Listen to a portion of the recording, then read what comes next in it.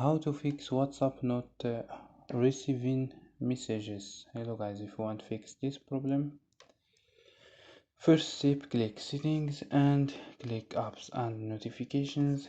Click apps and wait a second for loading. Scroll down for search WhatsApp or click here and search. Go to force stop, click OK and go to storage and click clear cache. After these steps, you can restart your phone. So don't forget like and subscribe. Bye.